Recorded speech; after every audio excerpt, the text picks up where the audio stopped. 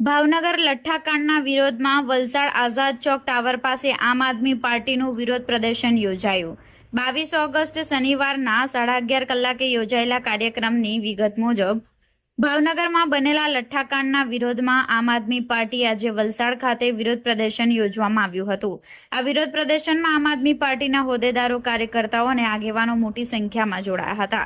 આપના આગેવાનો દ્વારા લઠ્ઠાકાંડની ઘટનાને ગંભીર ઘટના જણાવી જવાબદાર લોકો સામે કડક કાર્યવાહી કરવાની માંગ કરવામાં આવી હતી। સાથે જ રાજ્યમાં ગેરકાયદેસર દારૂના વેચાણ અને હેરાફેરી પર તાત્કાલિક અસરથી કડક નિયંત્રણ લાવવા સરકારને રજૂઆત કરવામાં આવી હતી।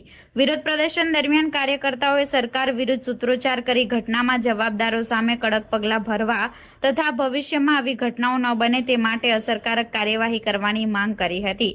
આમ આદમી પાર્ટીએ સ્પષ્ટ કર્યું છે કે જનતાના જીવન સાથે છેડા કરતી આવી ઘટનાઓ સામે પાર્ટી સતત અવાજ ઉઠાવતી રહેશે।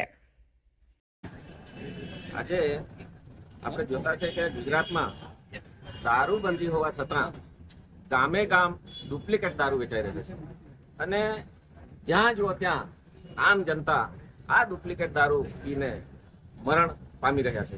ત્યારે અત્યારે ભાવનગરની અંદર લઠ્ઠાકાંડ થયો અને લગભગ 10 થી વધારે લોકોના મૃત્યુ થયા છે અને 30-32 લોકો દવાખાનામાં એડમિટ છે। એની સાથે લાપતા પણ ઘણા લોકો છે।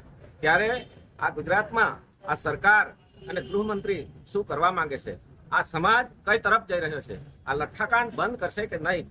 આ જે બુટલેગરો છે એને ધરપકડ, બુટલેગરો ખુલ્લેઆમ ડુપ્લિકેટ દારૂ વેચીને ફરી રહ્યા છે પણ એમની ધરપકડ થતી નથી। આજે જ્યાં જો ત્યાં ડ્રગ્સ વેચાઈ રહ્યું છે, એ પણ ખુલ્લેઆમ વેચાઈ રહ્યું છે।